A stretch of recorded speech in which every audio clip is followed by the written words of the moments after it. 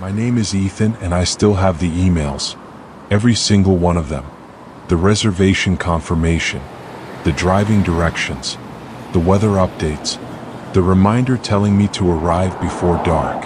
The strange thing is that none of those emails should have existed, because according to the National Forest Service, the campground they were sent from had been abandoned for nearly 8 years. I've shown the emails to park officials, local investigators, even a friend who works in cybersecurity. Nobody has ever been able to explain them. And after what I found in those woods, I'm not sure I want an explanation anymore. This happened in October of 2023. I had planned a 3-day solo camping trip in a national forest a few hours from my home. I won't mention the exact location because some parts of this story are still under investigation, but the forest itself covers hundreds of square miles and attracts thousands of campers every year. About 6 weeks before my trip, I found a reservation website through a search engine. Nothing about it seemed unusual. The site looked professional. There were photographs of campsites, trail maps, reviews from previous visitors, and contact information for the campground office. I selected a site called Cedar Ridge 17. The fee was reasonable. I paid with my credit card. Within minutes, I received a confirmation email. Over the next several weeks, more emails arrived. One included suggested hiking trails. Another warned that nighttime temperatures could drop below freezing. A final email arrived the day before my departure. It contained a short message. Please arrive before sunset. The access roads become difficult to navigate after dark. At the time, it sounded like a helpful reminder. Looking back, it's the part that bothers me the most. The drive took about 4 hours. I arrived at the ranger station shortly after noon. The plan was simple. Check in, pick up a trail map, spend a few days away from civilization. When I gave the ranger my name, he searched his computer. Then he searched again. Finally, he looked up at me. "Are you sure you booked with us?" I laughed. "Unless I drove to the wrong forest." He didn't laugh back. I showed him the confirmation email. His expression changed immediately. Not confusion, recognition. He leaned closer to the screen. "Where did you get this?"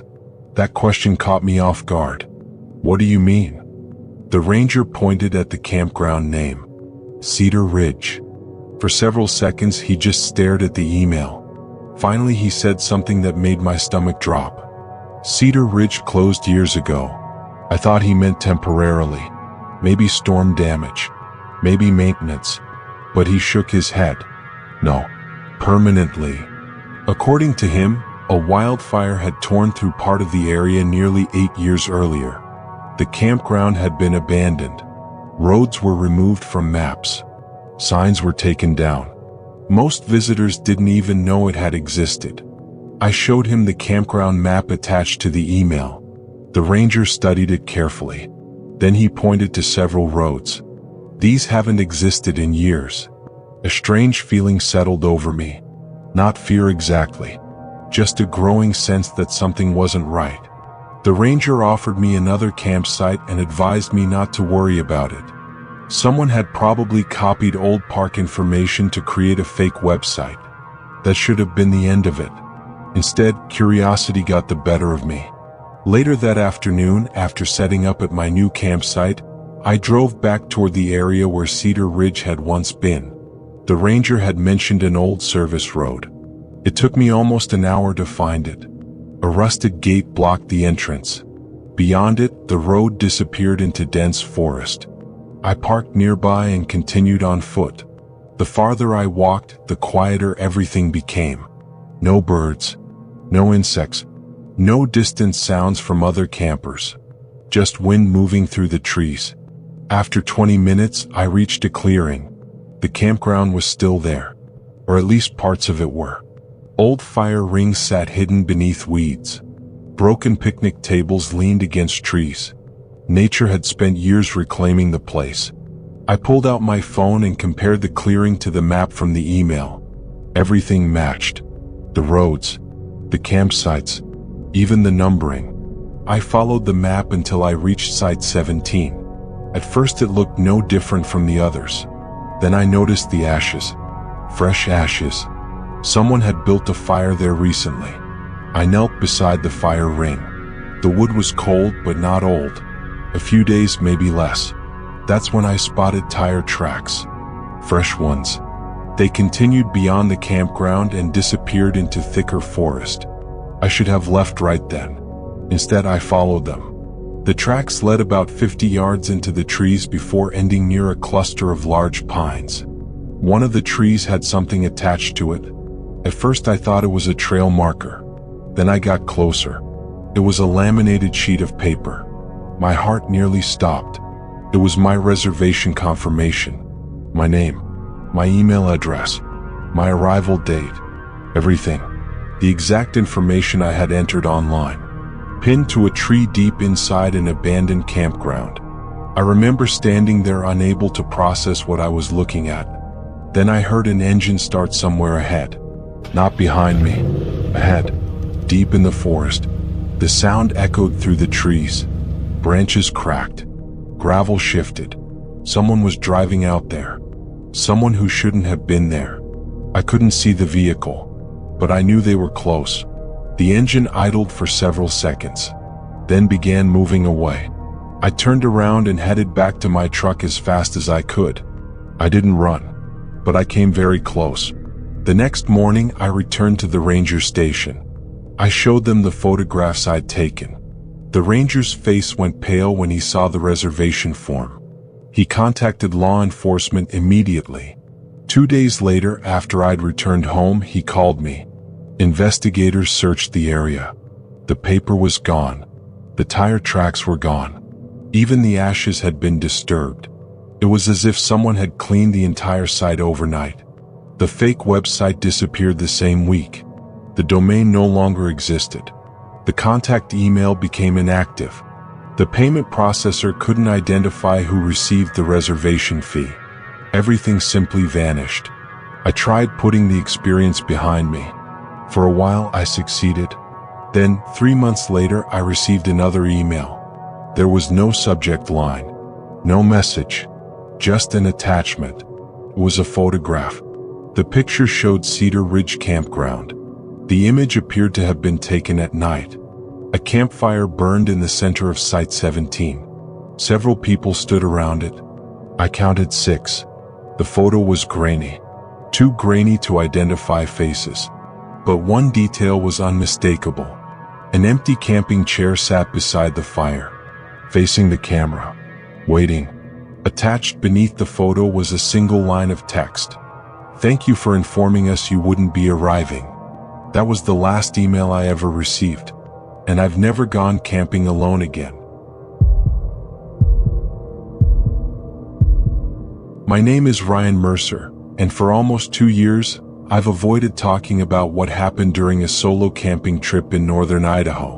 The reason is simple. According to search and rescue records, I disappeared for 3 days. The problem is that I only remember one of them. I don't remember getting lost. I don't remember asking for help. And I definitely don't remember the man who appears in the photographs taken during the 2 days I can't account for. I've replayed that trip in my head hundreds of times. I've gone over every photograph, every phone record, every report. None of it explains what happened. The first sign that something was wrong came just before sunset on what I believed was my second day in the forest. I was sitting beside my campsite heating a cup of coffee when I noticed movement between the trees. At first, I assumed it was another group of hikers. Then I saw the orange vest. A few seconds later, I spotted the search dogs. There were at least a dozen people moving through the woods. Some carried radios. Others were calling out into the forest. Every one of them seemed to be looking for something. Or someone. I figured another camper had gone missing. It wasn't exactly unheard of in that area. The group eventually noticed my campfire and started moving toward me. As they got closer, I could see the exhaustion on their faces. Most looked like they'd been hiking for hours. One of the volunteers, a middle-aged man carrying a radio, stopped just outside my campsite and stared at me. Not in a threatening way. More like he'd just seen something he wasn't expecting. For several seconds, nobody said a word. Then he asked, "Ryan Mercer?" I nodded. The man's shoulders immediately relaxed. A woman standing behind him actually covered her mouth. A few of the others exchanged looks of disbelief. That's when I realized something was seriously wrong. The volunteer lowered his radio and said something that made absolutely no sense. "We've been looking for you for 3 days." I laughed. Not because it was funny, because I genuinely thought he had mistaken me for somebody else. The problem was that nobody else laughed. I remember looking from one face to another, waiting for somebody to explain the joke. Nobody did. The man holding the radio continued staring at me. "Ryan," he said carefully, "when was the last time you spoke to anyone?" I shrugged. "I don't know. Yesterday, maybe." The moment the words left my mouth, I knew something wasn't right. Several people exchanged uneasy glances. A woman near the back of the group looked down at the ground. The man with the radio rubbed his forehead. "Ryan," he said, "today is Sunday." I stared at him. "No, it isn't." "It is." I actually laughed again. Not because I thought it was funny, because my brain refused to accept what he was saying. I had arrived at the campground Thursday afternoon, spent the night, gone hiking Friday, returned to camp, and now it was Sunday? That wasn't possible. At most, it should have been Friday evening. Maybe Saturday morning if I'd somehow slept longer than normal. But not Sunday. The volunteer asked if he could see my phone. I handed it over. He checked the lock screen, then showed it to me. The date matched what he had said. Sunday. I felt a knot form in my stomach. Suddenly I wasn't laughing anymore. The search team escorted me back to the ranger station. The entire drive there felt unreal. I kept expecting somebody to explain what was happening. Nobody did. At the station, I learned just how serious the situation had become. My sister had reported me missing Friday night. When she couldn't reach me Saturday morning, she contacted local authorities. Search crews had spent nearly 2 full days looking for me. Helicopters, ATVs, volunteers, tracking dogs, the whole operation. I kept insisting there had to be some mistake. I wasn't lost. I hadn't wandered off. I was sitting at my campsite exactly where I was supposed to be. Then one of the rangers asked a question that shut me up. "If you were at your campsite the whole time," he said, "why wasn't your tent there yesterday?" I didn't understand. "What do you mean?" The ranger slid a photograph across the desk. The image showed my campsite, my fire ring, my folding chair, my cooler, everything. Everything except my tent. I stared at the photograph, then looked up. "That's impossible." The ranger shook his head. "We searched this site twice." My mouth suddenly felt dry, because I remembered the tent. I remembered sleeping in it. I remembered waking up that morning. Yet according to the photograph, it hadn't even been there. For the first time since meeting the search team, I felt genuinely afraid. Not because I thought they were wrong, because I was beginning to suspect they weren't. I was released later that evening. My sister drove 3 hours to pick me up. The entire ride home she kept asking questions. Questions I couldn't answer. Where had I been? Why hadn't I called? What happened? I didn't know. The truth was terrifyingly simple. I couldn't remember. Back home, things only became stranger. My phone contained almost no activity during the missing period. No calls. No texts. No photographs. Nothing. It was as if those 2 days had been erased. Then my sister showed me something that made my stomach drop. A text message, sent from my phone, at 2:14 a.m. Saturday morning. The message contained only 4 words. "Don't look for me." I stared at the screen. I had absolutely no memory of sending it. None. The wording didn't even sound like me. I wouldn't have written that. Yet the message came from my phone. The timestamp was real, and it had been sent to my sister. I barely slept for the next week. Every spare moment was spent trying to piece together what happened. I reviewed every photograph from the trip, every GPS record, every receipt, anything that might explain where those missing 48 hours had gone. Nothing did. Then, almost 6 months later, the package arrived. It appeared on my front porch without warning. No postage, no shipping label, no return address, just a plain cardboard box. Inside was a disposable camera, the kind people used before smartphones existed. At first I thought it was some kind of prank. Then I noticed a small piece of masking tape attached to the side. Written in black marker were 2 words: "Develop me." I wish I hadn't. A week later, the photographs were ready. There were 24 images. The first few were ordinary. Forest trails, trees, rock formations, nothing unusual. Then I reached the 6th photograph, and everything changed. The image showed me. I was standing beside a creek, looking directly at the camera. I had no memory of being there. None. My hands started shaking as I flipped through the remaining photographs. Every picture showed the same thing. Me. Different locations, different times of day. Sometimes hiking, sometimes sitting beside a fire, sometimes sleeping.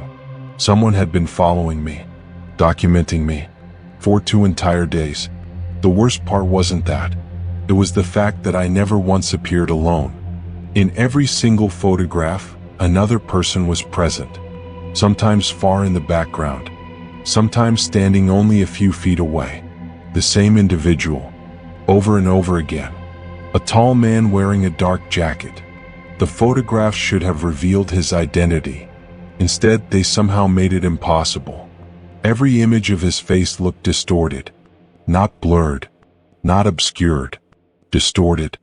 As if the camera couldn't properly capture him. I showed the photographs to investigators. They couldn't identify him.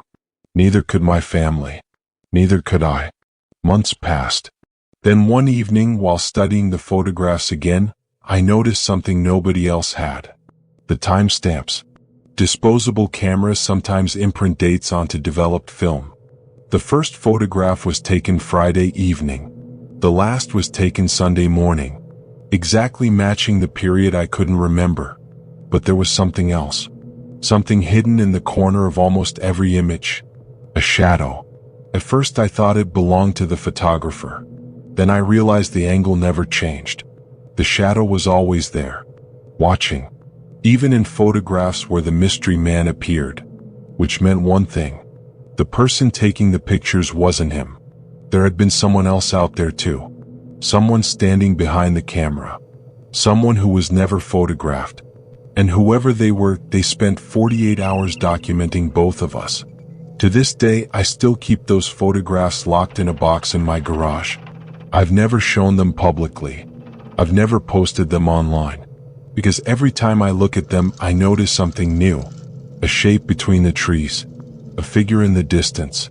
An extra set of footprints. And with each discovery, one question becomes harder to ignore.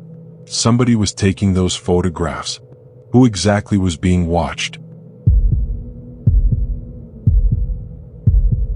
My name is Garrett Cole, and for a long time, I convinced myself that what happened during that camping trip was just a misunderstanding. A coincidence. Bad timing. Nothing more. That explanation worked right up until the police called me 8 months later. What they told me during that phone call is the reason I haven't spent a single night alone in the woods since. This happened in the summer of 2021. At the time, I was 28 and obsessed with finding remote campsites. Not established campgrounds. Not places with ranger stations or bathrooms. I liked finding forgotten spots that weren't listed on maps. The kind of places where you could go an entire weekend without seeing another person. A friend of mine had mentioned an old logging road deep inside a national forest. According to him, there was a clearing near the end that made a perfect campsite. No crowds. No reservations. No noise. Exactly what I was looking for. I arrived just before sunset on a Friday evening. The drive-in was rough. The logging road looked like it hadn't been maintained in years. Branches scraped against my truck for miles. Several times I considered turning around. I wish I had. When I finally reached the clearing, the first thing I noticed was how quiet it was. Not peaceful quiet, empty quiet. The kind of silence that makes you aware of every sound you make. Still, the location seemed perfect. Flat ground, tree cover, a small stream nearby. I set up my tent and started preparing dinner. That's when I found the first thing. It was a blue sneaker. Just one. Lying in the grass about 30 yards from my campsite. At first I thought somebody had lost it. People leave trash everywhere. I tossed it aside and forgot about it. The second thing was harder to ignore. A few hours later, while gathering firewood, I found a cell phone. Not broken, not damaged, just sitting beneath a fallen tree. The battery was dead. The screen was cracked, but it looked recent. I remember standing there staring at it. Something about it bothered me. Not enough to leave, just enough to make me uncomfortable. I placed it on the picnic blanket beside my tent and continued with my evening. If I had left right then, none of the rest of this would have happened. Instead, I stayed. And around midnight, I heard the first vehicle. The sound came from somewhere down the logging road. At first, I thought it was another camper. The road wasn't exactly easy to find, but it wasn't impossible either. I checked my watch. 12:17 a.m. Whoever it was had picked a strange time to arrive. I stepped away from the fire and listened. The engine grew louder, then slower. Eventually it stopped altogether. The strange part was that I never saw any headlights. No beams cutting through the trees. No doors opening. Nothing. Just the sound of an engine shutting off in the darkness. I stood there for a few moments waiting. The forest remained silent. Eventually I convinced myself another camper had simply parked somewhere farther down the road. I returned to my tent and went to sleep. The next morning I almost forgot about it. Almost. I spent most of Saturday exploring the surrounding area. Around noon I followed the stream that ran beside the clearing. About a quarter-mile downstream, I noticed something caught between a cluster of rocks. At first I thought it was trash. Then I realized it was a backpack. A black hiking backpack, half submerged in the water. I pulled it free. It felt heavier than it should have. When I opened it, I immediately wished I hadn't. Inside were clothes, a wallet, a portable charger, and a driver's license. The license belonged to a young woman named Melissa Grant, 23 years old. The photograph showed her smiling at the camera. I remember staring at that picture for a long time. By that point, I was officially uncomfortable. One lost shoe was one thing. A dead cell phone was strange. But a backpack containing someone's identification? That felt different. That felt serious. I decided I would leave early and report everything once I got back to an area with service. Before heading out, I wanted to gather the phone and backpack together. That's when I noticed the tire tracks. Fresh tracks. The ground near my campsite had been dry when I arrived. Now there were deep impressions leading through the clearing. Someone had driven through during the night. I followed the tracks. They entered the clearing from the logging road, circled my campsite, then continued into the forest on the opposite side.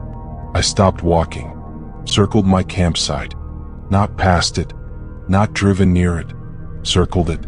Like whoever was driving wanted a better look. A chill ran through me. For the first time all weekend, I felt genuinely unsafe. I packed immediately. Tent, sleeping bag, food, everything. I wanted out. 10 minutes later, I loaded the final bag into my truck. Then I noticed something that made my blood run cold. The cell phone I had found the night before was gone. I checked the blanket, the cooler, my truck, the ground. Nothing. The phone had vanished. I was absolutely certain I'd left it beside my tent. Nobody else should have been there. Yet it was gone. At that point, I didn't care about explanations. I got in my truck and started driving. The moment I reached an area with service, I called local authorities. An officer met me at a ranger station later that afternoon. I handed over the backpack and driver's license. The officer's expression changed immediately when he saw the name. Then he asked where I'd found it. I explained everything: the campsite, the phone, the tire tracks, the vehicle during the night. The officer became noticeably more serious with every detail. Before leaving, he asked for the exact coordinates of the clearing. I didn't think much of it until 3 days later. That's when detectives showed up at my apartment. They informed me that the woman whose identification I'd found had been reported missing nearly 7 months earlier. She had disappeared during a solo road trip. No suspects, no witnesses, no confirmed sightings, nothing. Her case had gone cold, until I found her backpack. The next few weeks became a blur of interviews and phone calls. Investigators searched the clearing extensively. Then they searched the surrounding forest. Then they expanded the search area. What they eventually found was never released publicly, at least not officially. But one of the detectives told me enough. The clearing wasn't just connected to Melissa. Evidence linked it to multiple missing persons investigations spanning several years. Different victims, different circumstances, same location. The place I'd chosen for a quiet camping trip had become an active crime scene. For a while, I thought that was the end of the story. Then the phone call came 8 months later. The detective sounded exhausted. He asked if I remembered mentioning the tire tracks. I told him I did. Then he asked something strange. Did you ever tell anyone the exact location of your campsite before the trip? No. Not friends? Family? No. There was a long pause. Then he said something that still bothers me. We found photographs. My stomach tightened. What kind of photographs? Photographs of people camping in that clearing. I assumed he meant the victims. Then he continued. Garrett, some of the photos were taken the weekend you were there. I couldn't speak. The detective explained that investigators had recovered several memory cards hidden inside a rusted container buried nearby. Thousands of photographs, years worth. People camping, fishing, sleeping, cooking, completely unaware they were being watched. Then he mentioned one final detail.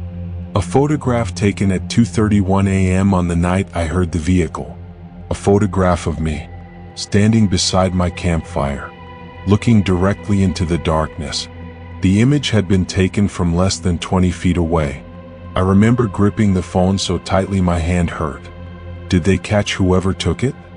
The silence that followed answered my question before he spoke. No. To this day, they still haven't identified the person responsible. No fingerprints, no DNA, no confirmed sightings, nothing. Just thousands of photographs. And one detail I learned much later that keeps me awake at night. The final image recovered from the memory cards wasn't of me. It wasn't of Melissa either. It was a photograph of the clearing itself, completely empty, taken 3 days after I left. In the center of the frame, someone had placed a handwritten sign. Just 4 words. Waiting for the next one. I've never returned to that forest. And honestly, I don't think I ever will.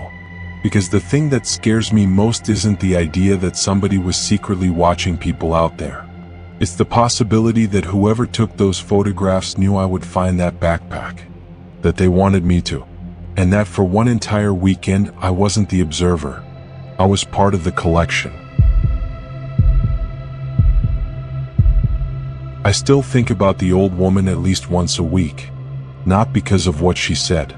Because of what she didn't. If she had explained herself properly, I would have packed my truck and left immediately. Instead, I stayed. And by the time I realized why the campground was emptying out, it was too late. My name is Owen Carter, and this happened in the fall of 2020. I had taken a few vacation days and driven into a national forest to spend a long weekend camping. The campground wasn't remote. In fact, it was one of the busiest in the area. More than 40 campsites, a small general store, showers, even a playground for families. When I arrived on Thursday afternoon, the place was packed. Kids rode bicycles between campsites. Campfires burned everywhere. People were grilling food and setting up tents. It felt more like a small neighborhood than a campground. I checked in, set up my tent, and spent the evening relaxing. Nothing unusual happened. Friday morning was just as normal. The weather was perfect. The campground remained busy. Families were hiking. Campers were fishing. Everything felt ordinary. Then around lunchtime, I noticed my neighbors packing. A couple in their 60s who had arrived the same day as me. At first I assumed they were leaving early, but over the next few hours I noticed something strange. More people started leaving. Then more. Then even more. By sunset, nearly a quarter of the campground was gone. I figured bad weather must be coming. Maybe people had work on Monday. I didn't think much of it. Saturday morning changed that. I woke up and immediately noticed how quiet everything felt. The campground wasn't empty, but it was noticeably different. Several rows of campsites now sat vacant. Picnic tables abandoned. Fire rings cold. Vehicles gone. As I was making coffee, I noticed an elderly woman walking her dog. She stopped near my campsite. For several seconds, she stared at the empty sites surrounding me. Then she looked at me. "You're staying?" The question seemed odd. "Yeah." She nodded slowly, almost like she expected that answer. Then she said, "You should leave before tonight." I laughed. "Why?" The woman didn't answer. Instead, she looked toward the tree line beyond the campground. A long silence followed. Then she simply continued walking. That should have been enough.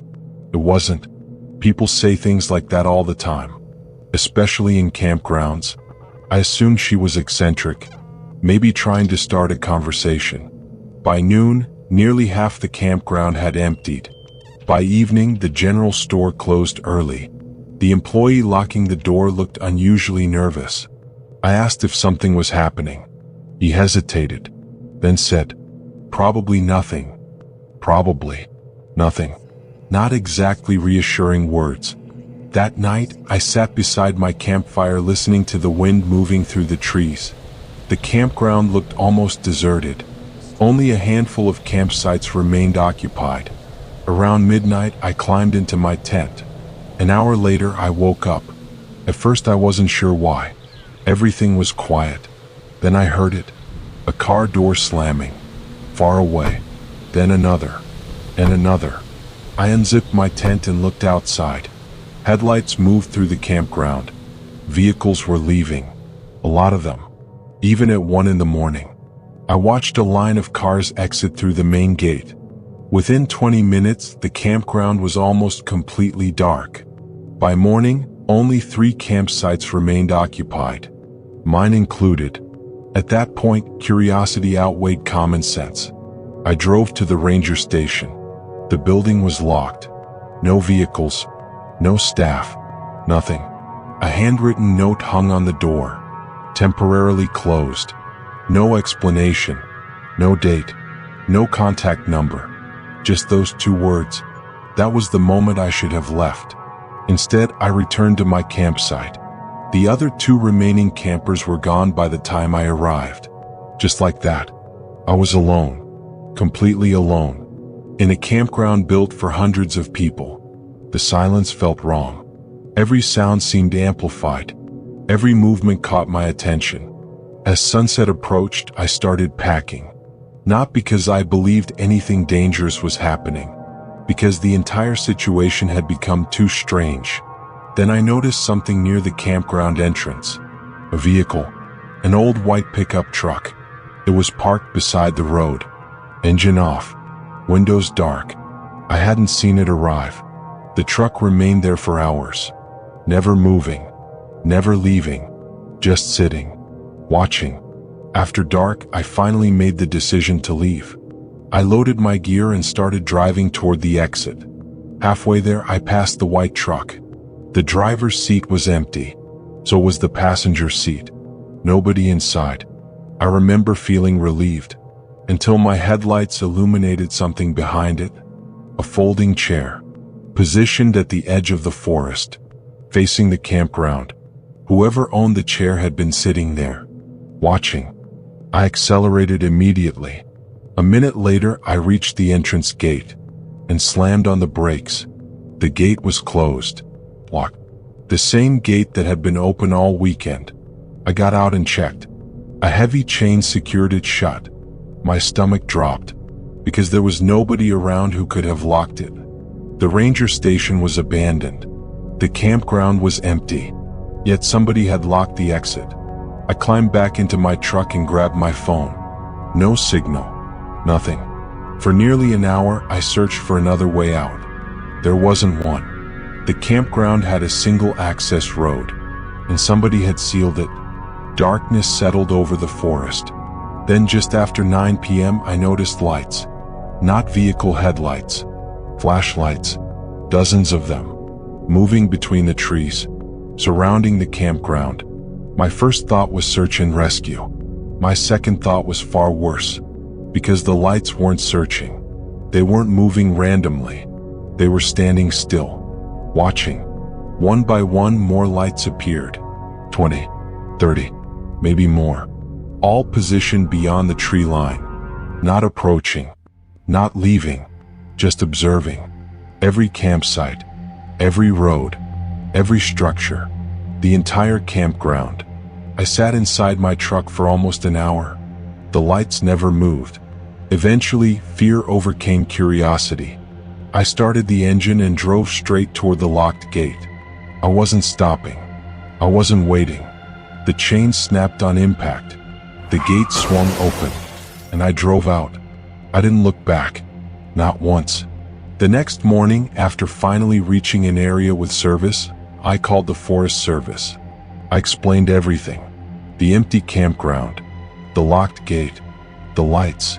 The operator listened quietly, then asked where I'd been staying. After I told her, there was a long pause. Then she said, "That campground was evacuated Friday afternoon." I felt my stomach tighten. Why? Another pause. Then, "Nobody told you?" The reason had nothing to do with weather. Nothing to do with crime. Nothing to do with wildlife. According to the operator, several campers had reported seeing groups of unidentified people gathering in the forest after dark. Not hikers. Not hunters. Not campers. Groups. Large groups. Appearing only at night. Watching from the trees. The reports had increased for nearly 2 weeks. Eventually enough complaints came in that officials closed the campground temporarily while they investigated. I asked if they ever found out who those people were. The operator's answer still bothers me. No. Then she added something worse. The strange part wasn't that people kept seeing them. I swallowed. What was? Her response was immediate. Every witness described the same thing. I asked her what that was. For several seconds she didn't answer. Then she quietly said, "They all claimed the people were already there when they arrived." To this day, nobody has identified the groups seen around that campground. No arrests. No explanations. Nothing. The campground reopened several months later. Attendance never fully recovered, and I never went back. But every now and then, usually late at night, I find myself thinking about that old woman. The one walking her dog. The one who told me to leave. Because looking back, I realize something. She never warned me about seeing anyone. She never warned me about danger. She never warned me about the lights. All she said was, "You should leave before tonight." Almost as if she already knew what would happen after dark. And somehow knew I was one of the few people who hadn't seen it yet.